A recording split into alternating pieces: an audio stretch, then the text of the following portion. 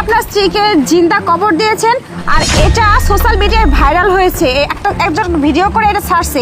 এটা কি সত্যি কথা? হ্যাঁ ম্যাডাম, আমরাও শুনছি। হ্যাঁ, আর বড় জিন্দা কবর দিছে, আমরা নিজেরা ভিডিও দেখছি। এই যে দেখেন ম্যাডাম, ভিডিও দেখছেন? হ্যাঁ, আমি এর জন্য ওনাকে অ্যারেস্ট করতে আসছি। আপনি আমার সাথে থানায় চলুন, আপনাকে অ্যারেস্ট করা হবে। আসুন আমার সাথে। ম্যাডাম, আসলে কথাটা শুনেন, বিষয়টা আসলে এটা না। মূল বিষয়টা হলো কি, আমার তুই মাটি দিও না, তুমি যা কইবে আমি সব হলাম, তুমি যা খাইবে আমি তাই খামু, তুমি সেরকম করে কবে আমি করছি মারি দিও না। একবারে সত্যি কথা কইতেছস তো? আমারে জ্বালাবি না তো? না, আমি প্লাস্টিকের সাথে আগুন, আমি তুমি তুই আমারে শুয়ে কথা দে। আমি তুমি সেই কথা আর যদি শয়তানি করস এবার কিন্তু এই মুখটুকু আমি বাকি রাখুম না, তোরে কিন্তু একবার চিন্তা খবর দেবো। না বাবা। আচ্ছা ঠিক আছে, উঠ উঠ উঠ উঠ। ও আচ্ছা, বুঝতে পারছি। সবই তো শুনলেন। আসেন, ওই যে আমার স্ত্রী, আসেন, উঠে আসেন। আচ্ছা, আপনার ছেলে মেয়ে কেউ নেই? ম্যাডাম, ছেলে পেলে তো আছে।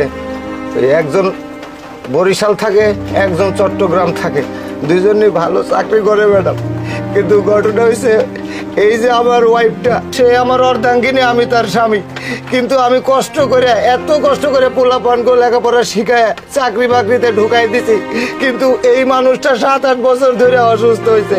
এই মানুষটা কিচ্ছু বোঝে না। এখানে পায়খানা করে, ওইখানে প্রস্রাব করে, তার কাপড় চুপুর সমস্ত কিছু ধোয়া লাগে। আমি কামাই করবো কিভাবে, কি করবো, আর কেমনে আর সেবা যত্ন করবো? এই কারণে আমি অতিষ্ঠ হইয়া পোলাপানের কই, পোলাপানও আমার কথা শুনে না ম্যাডাম।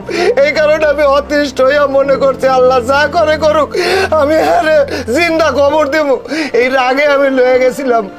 বুঝতে পারছি আমি আপনার বিষয়টা। আসলে আপনি অনেকটা কষ্ট থেকে, অনেকটা দুঃখ থেকে এই কাজটা করতে গেছিলেন।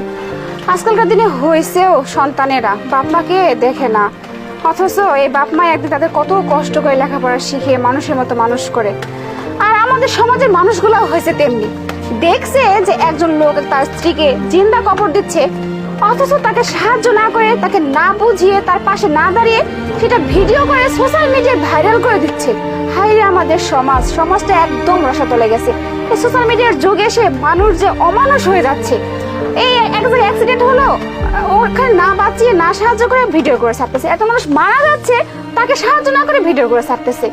আমাদের সমাজটা সত্যি একদম শেষ হয়ে যাচ্ছে। তবে হ্যাঁ, আপনি চিন্তা করবেন না।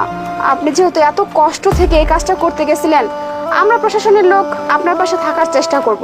আপনাকে কিছু হলেও সাহায্য করব যেন আপনার স্ত্রী দ্রুত সুস্থ হয়ে যায়। তবে হ্যাঁ, আপনি আপনার ছেলে মেয়ের নাম্বারগুলো আমাকে দিন, আমি তাদের সাথে যোগাযোগ করার চেষ্টা করতেছি। আর আমি যতটুকু পারি সহযোগিতা করব। আপনি আপনার স্ত্রীকে নিয়ে আপাতত থাকুন, আমি দেখতেছি ব্যাপারটা। ঠিক আছে ম্যাডাম, আসেন, আমি নিতে আসি। আচ্ছা ঠিক আছে, আসুন।